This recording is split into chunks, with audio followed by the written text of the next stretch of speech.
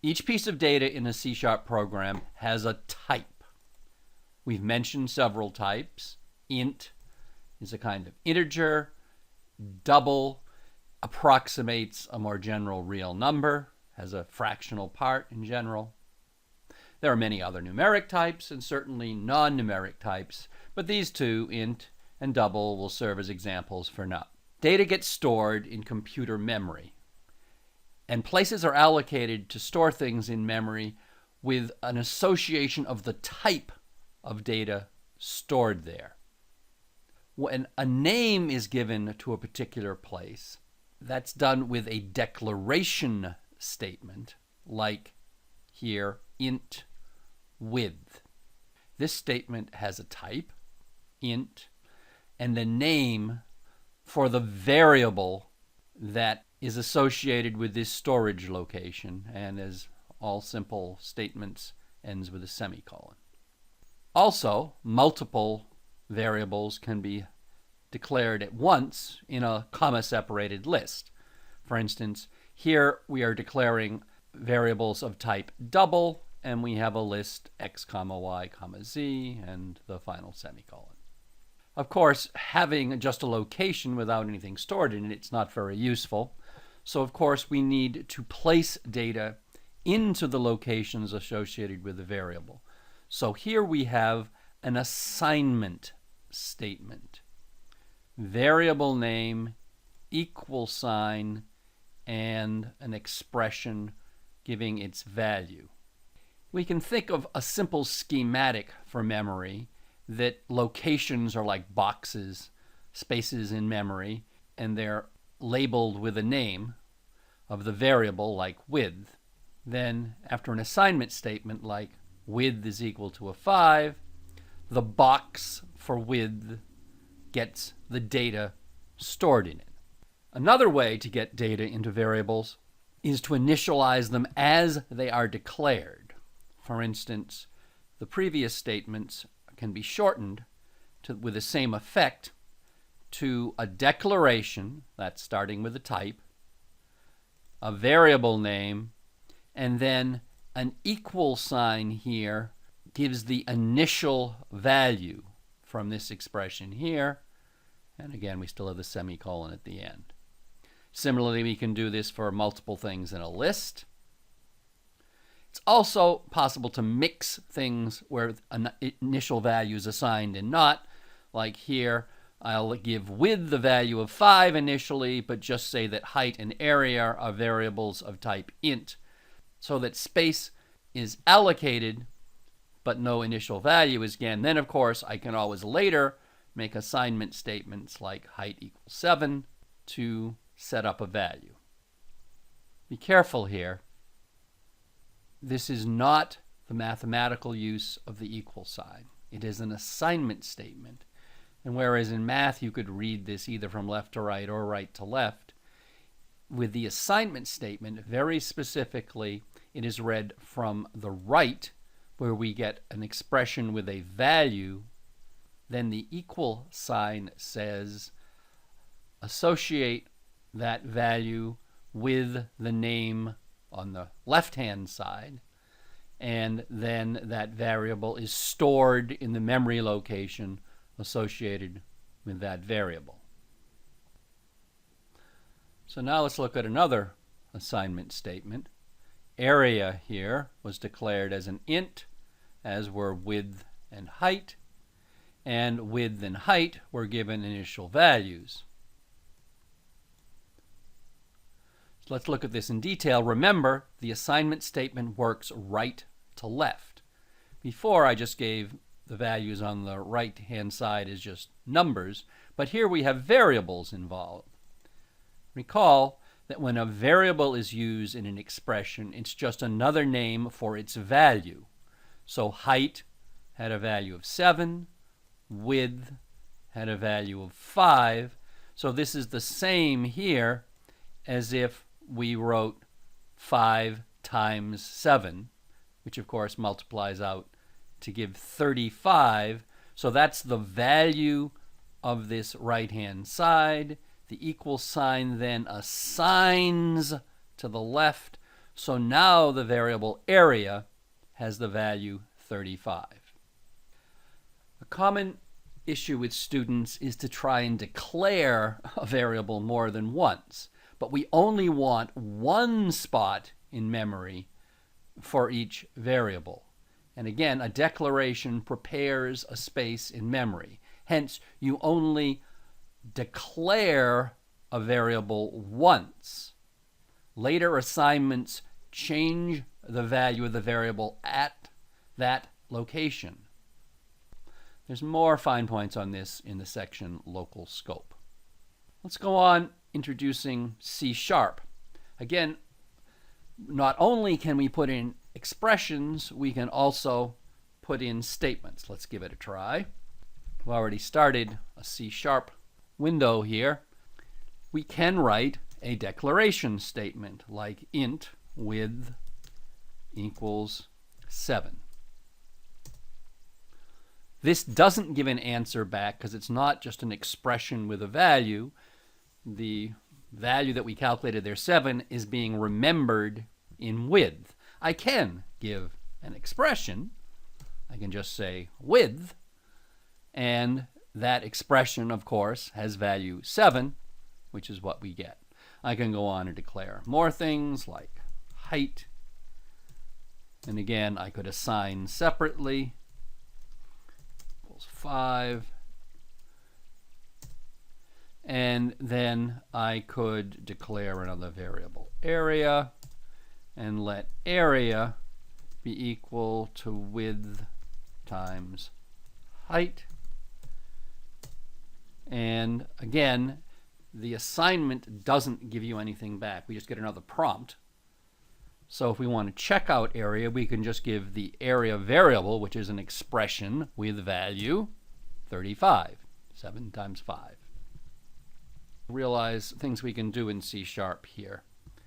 We can type help, and like everything else in C#, it must be ended with a semicolon.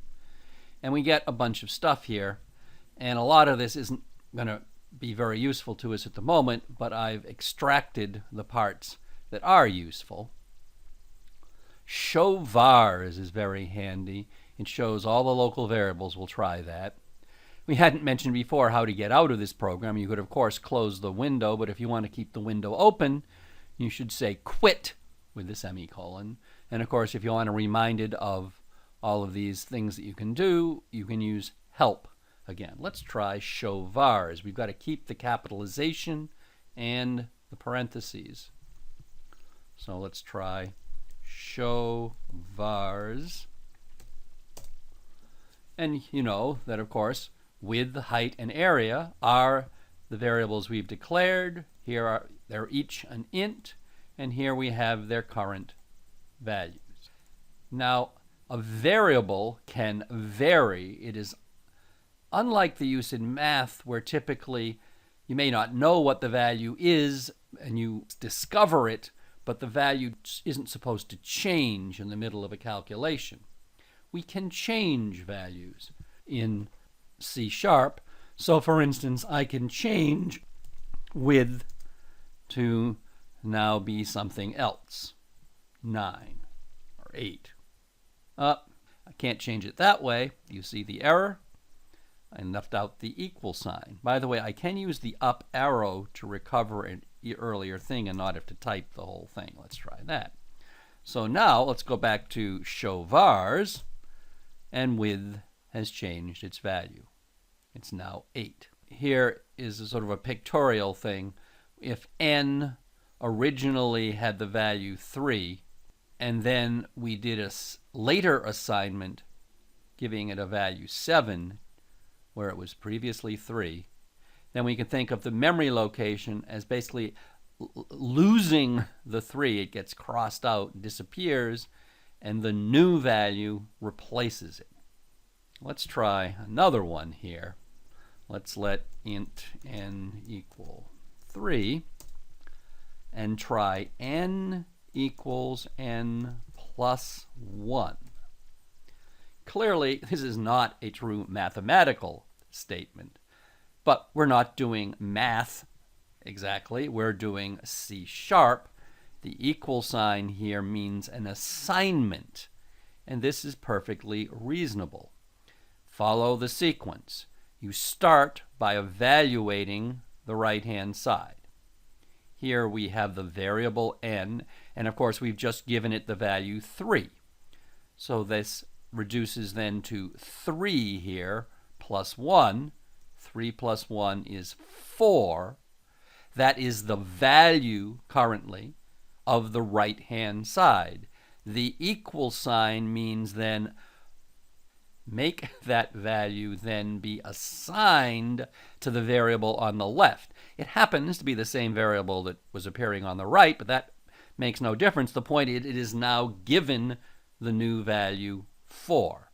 So if we hit return, we don't see anything, but now if I say what's the value of n, I get 4. Or if I do my show vars, n is 4. This use of the equal sign to mean assignment can really mess people up. You've got to be very careful of that. I could also spell this better. Another common error is to reverse the order and say 3 equals n, meaning, or that would to change n back to 3. That's an error. The left-hand side of the assignment must be a variable.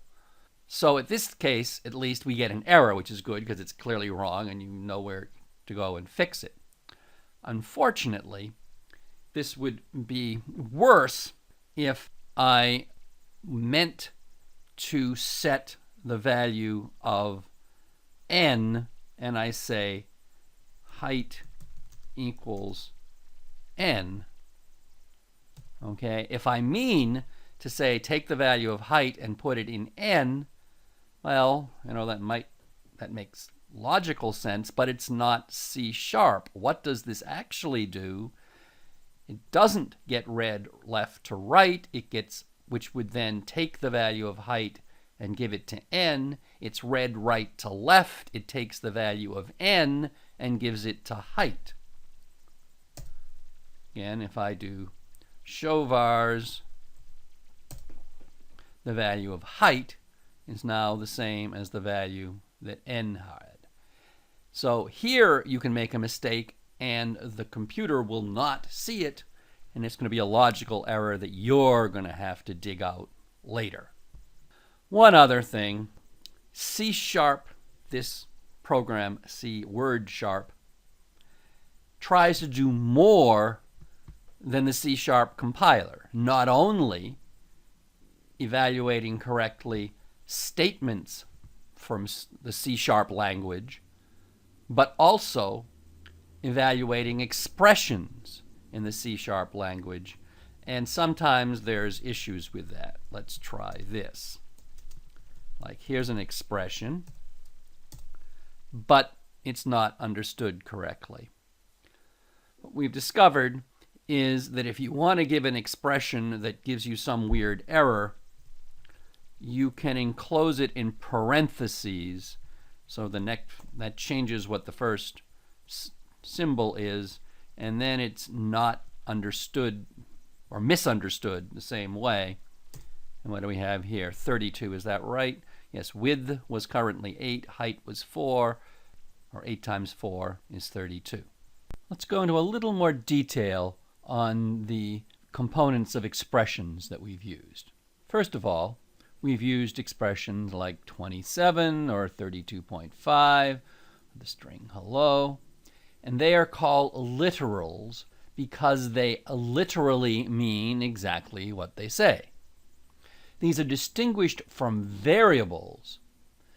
The value of a variable cannot be inferred directly from its name alone. The sequence of characters used to form a variable name is called an identifier.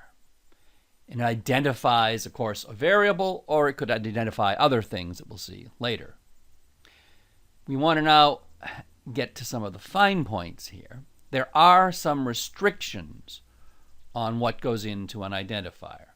First of all, it must be all letters, digits, and underscores. Here's an underscore. and it must start with a letter.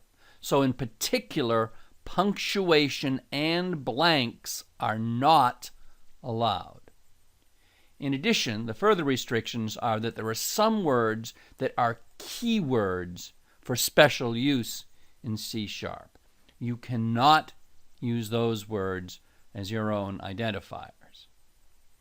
We'll talk more about the MonoDevelop editor, and it's very handy there. It gives a special color to the keywords.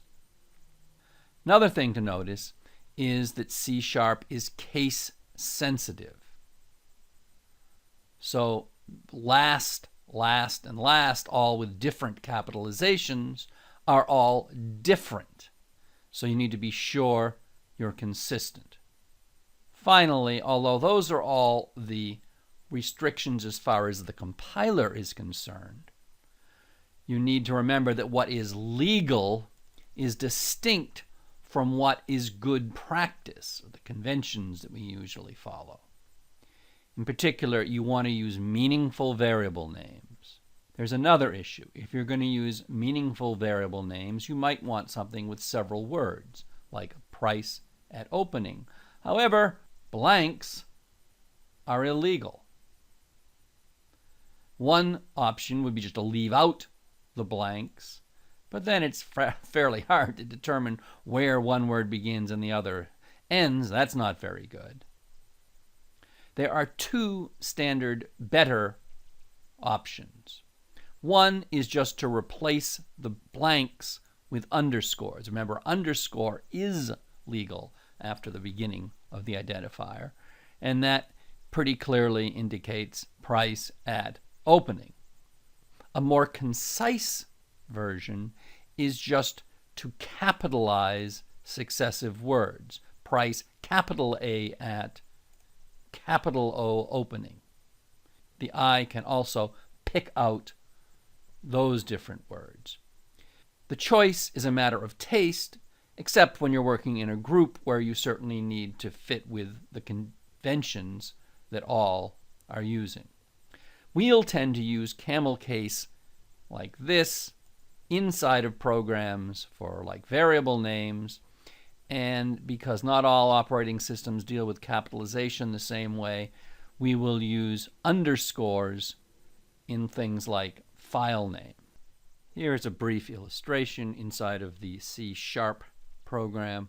I can declare, say, int x, y, z, all 23. I can put digits in, and that's fine. But if I switch it to 23 xyz, what do I get? Error, unexpected symbol 23. Of course, this is illegal because I have to start with a letter.